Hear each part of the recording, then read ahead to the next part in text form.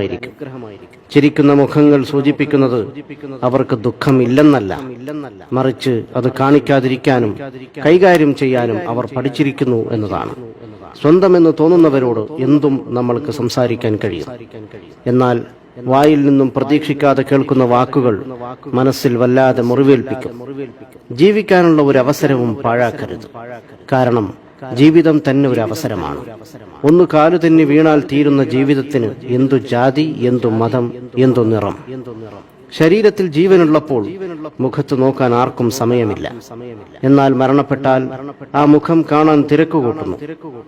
ഓർക്കുക, ജീവൻ പിരിഞ്ഞിട്ട് മുഖത്ത് നോക്കുന്നതിനേക്കാൾ നല്ലത് ജീവിച്ചിരിക്കുമ്പോൾ നിറമനസ്സോടെ മറ്റുള്ളവരുടെ മുഖത്ത് നോക്കി പുഞ്ചിരിക്കുന്നതാണ്. അനുഭവത്തെക്കാൾ വലിയൊരു പാഠവും ജീവിതത്തെക്കാൾ വലിയൊരു വിദ്യാലയവും ഈ ഭൂമിയിലില്ല. ഒന്നോർക്കുക, പാവപ്പെട്ടവനും പണക്കാരനും